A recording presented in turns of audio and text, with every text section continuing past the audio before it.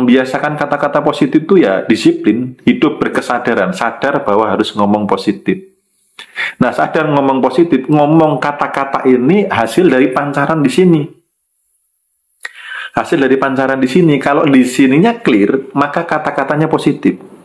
Nah, orang yang penuh luka, yang masih ada dendam, ada kepahitan, ada kecemasan, kekhawatiran, pokoknya di dalamnya ini tidak baik, yang keluar kata juga kata-kata yang melukai, kata-kata toksik, kata-kata yang yang nggak enak didengar gitu. Untuk membiasakan berkata-kata positif, pastikan dari dalam clear dulu. Makanya ketika ada orang yang misalkan merendahkan yang lainnya, ngomong negatif sama yang lainnya, terus kemudian toksik, menjelek-jelekan, ya itu saya senyum-senyum aja gitu loh.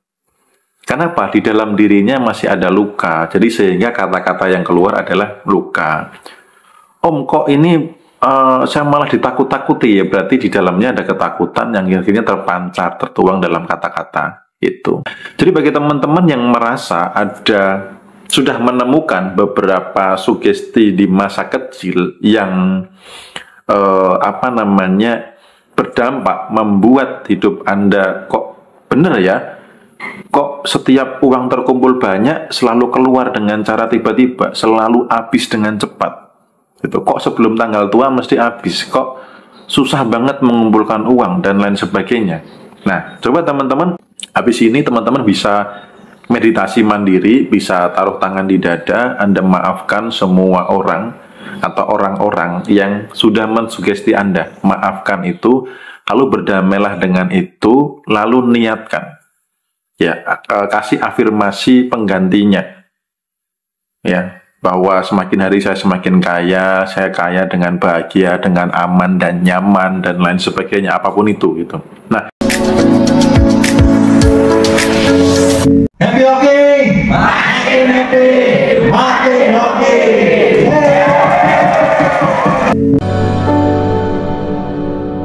Banyak orang yang masih menyalahkan uang. Artinya gini, ketika ada terjadi dalam sebuah peristiwa, itu uang yang disalahkan. Contoh misalkan, tadi yang dirampok bisa juga menyalahkan uang. Ada orang rebutan warisan, gitu. Ada orang rebutan warisan, lalu itu loh gara-gara warisan, gara-gara harta, orang berebut harta, orang bermusuhan. Di sini apa? Uangnya yang salah, gitu. Di sini uangnya yang salah, gitu. Nah, ketika ada kecenderungan menyalahkan uang, maka diri otomatis akan berjarak dengan uang. Hati-hati ya, kalau uang banyak nanti persaudaraan putus. Nanti kalau ninggalin warisan banyak-banyak, anak malah nggak rukun gitu. Jadi kalau ada uang, udah cepet habisin aja. Jangan sampai ada yang dibelikan tanah, ada yang dibelikan rumah, ada yang ditinggal buat warisan. Nanti anak-anak pada berebut, pada nggak akur, persaudaraan bisa pecah gitu. Yang disalahkan apa? Uangnya. Padahal yang membuat tidak akur itu adalah apa? Attitude-nya, gitu loh, ya. Jadi hati-hati ketika masih punya prasangka menyalahkan uang, gitu. Karena ketika masih sering menyalahkan uang, maka diri akan berjarak dengan uang, ya. Nah, berjarak itu juga salah satunya adalah merasa diri nggak pantas, gitu loh. Merasa diri nggak pantas. Contoh misalkan, lihat tempat makan yang mewah. Tuh tempat makannya orang kaya, itu artinya apa? Diri sendiri gak kaya. Tuh mobilnya orang kaya, merasa apa? Diri gak kaya. Atau ketika anak minta mainan, jangan minta mainan, main itu mahal, gitu ya. Gitu, itu mainannya orang kaya, artinya apa? Kita miskin, gitu. Makanya saya sempat membuat sebuah quote bahwa ketika orang tuanya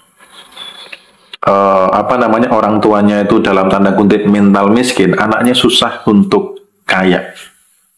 Itu kalau nggak dibereskan dalam perjalanan hidupnya. Karena dulu saya juga gitu dari keluarga orang yang nggak punya, saya bapak ibu cuman petani gitu, wong deso gitu ya. Tetapi setelah saya tahu ilmunya, saya fokus membereskan yang menyebabkan apa sih yang membuat nggak bisa kaya, apa sih yang membuat uang cepat habis, apa sih itu yang saya bereskan semuanya, termasuk akhirnya merasa bahwa saya layak kaya gitu, walaupun kondisinya masih minus atau masih ruwet gitu.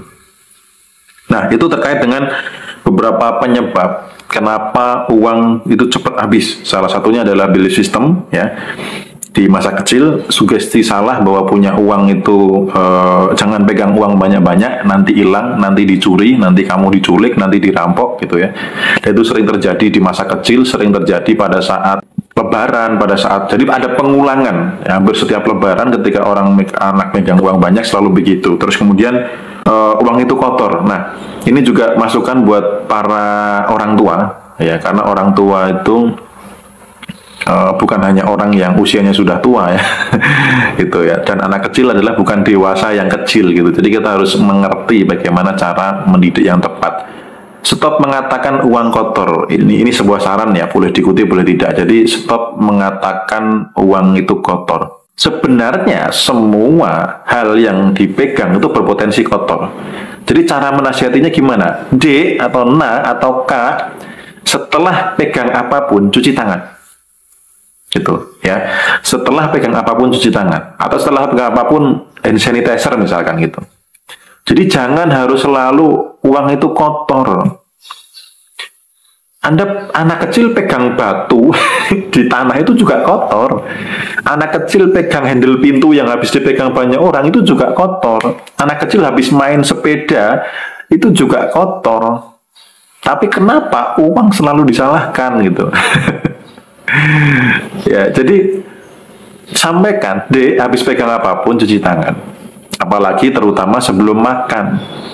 Udah itu yang bagus. Nggak usah dikasih embel-embel negatif, karena pola asuh jadul ya, saya anggapnya pola asuh jadul. Walaupun orang-orang modern itu masih banyak yang memakai pola asuh jadul. Ketika menasihati anak, belakangnya pastikan hal positif, jangan negatif. Supaya anak Anda menjadi nggak penakut, nggak minderan, dan nggak menarik hal negatif. Tangan harus bersih, nanti kalau kotor kamu sakit, kamu banyak cacingan atau apa. Nah, itu kan nggak perlu sebenarnya. Cuci tangan yang bersih biar badan sehat.